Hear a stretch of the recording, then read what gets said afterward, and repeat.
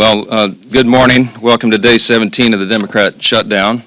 I feel like on a day like this, at the end of another long week, I just feel like we ought to apologize. I hate that we have to do this. I don't want to be here any more than you do talking about this subject. It is so difficult to be a happy warrior when you know that so many millions of American people are suffering, being made to suffer unnecessarily because of the Democrats' political games. If you're keeping count at home, we're on day 17 of the shutdown. The Democrats have now voted for the 11th time to keep the government closed. 11 times now. They've refused to just do their basic job, get the government going again, making sure that federal employees are paid, that our troops are paid, Border Patrol agents, TSA agents, air traffic controllers, and everyone else who relies upon the vital services of our federal government.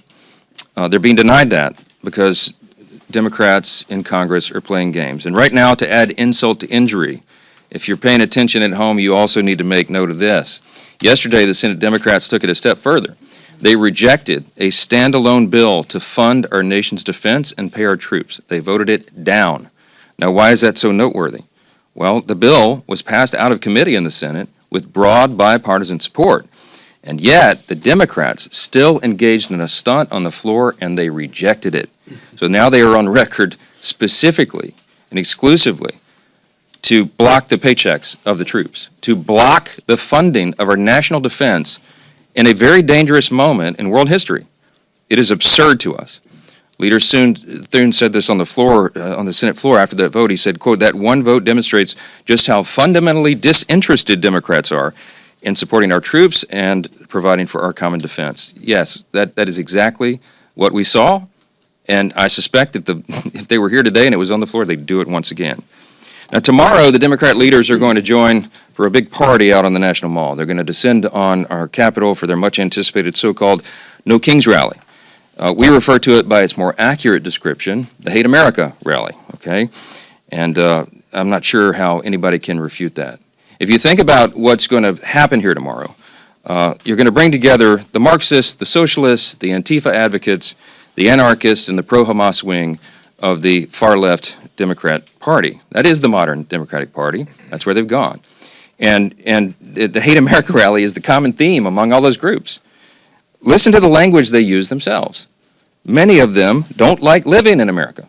They hate capitalism. They hate our free enterprise system. They hate our principles.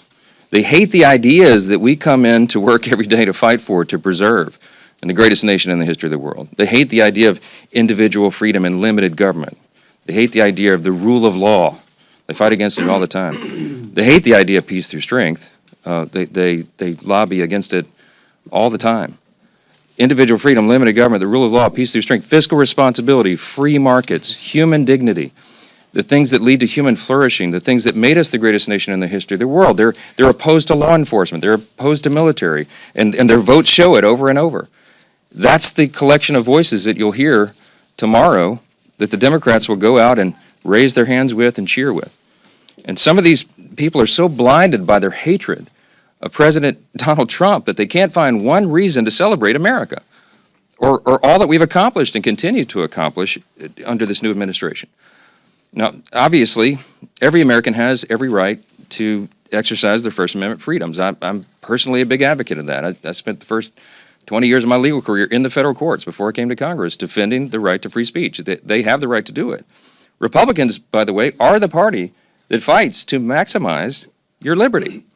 And we believe, just as our founders did, that every American has been endowed by God himself with unalienable rights, and that includes the rights to life and liberty and the pursuit of happiness. But tomorrow, this rally is not about freedom. It's about the opposite. For many of our Democrat colleagues, tomorrow is about creating really a spectacle. That's what they've been doing here every day of the shutdown with their little TikTok videos and their publicity stunts, and they're going to do it in a much larger venue tomorrow. And as the shutdown drags on, it's becoming increasingly clear that this spectacle is the reason the Democrats have refused to reopen the government. Just read a sample of the materials that this organizing group has circulated far and wide about the event tomorrow. They distributed talking points cheering on the shutdown. I mean, they're urging this on. They love this. They're cheering on Chuck Schumer's decision to close the government, and their lead organizer said this. This is his words, not mine. Quote, "He hasn't surrendered yet. I call that progress." Maybe that's what led Chuck Schumer to say that every day of the shutdown gets better for us. That's what he said. Since then, Democrats have had their 7th, 8th, 9th, 10th, 11th opportunities to reopen the government, and they have obeyed the mob. They have listened to that. On Wednesday, this is pretty ominous. I don't know if anybody's reported on this, but you should.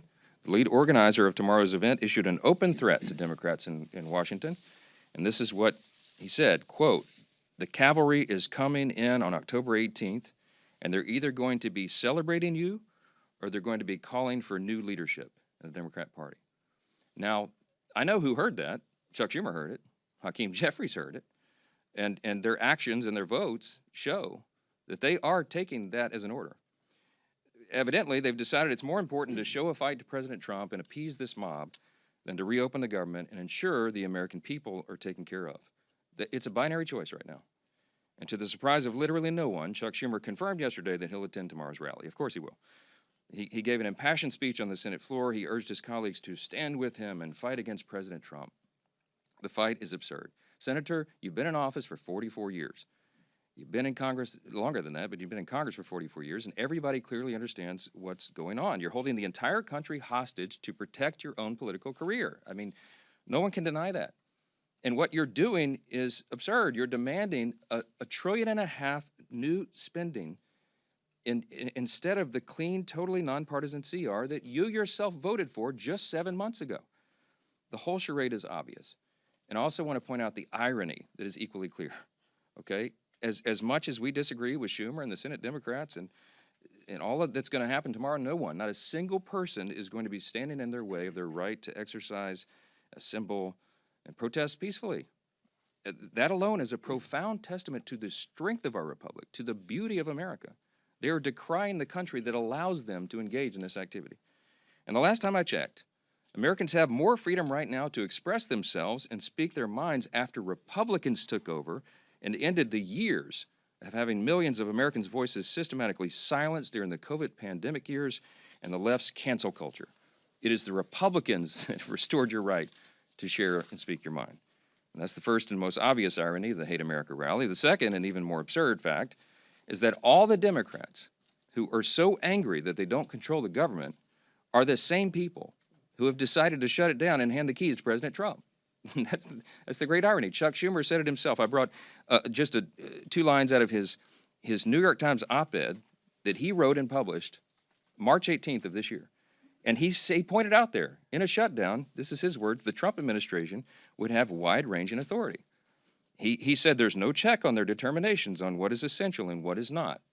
Chuck Schumer put it in writing and published it. He knew this scenario, and he is the one that has decided to hand the keys to the kingdom to President Trump. When he shut down the legislative branch, the chief executive has the authority to make the decisions in the executive branch. He has no choice. They have turned off the funding streams, and they have to triage the situation with federal spending.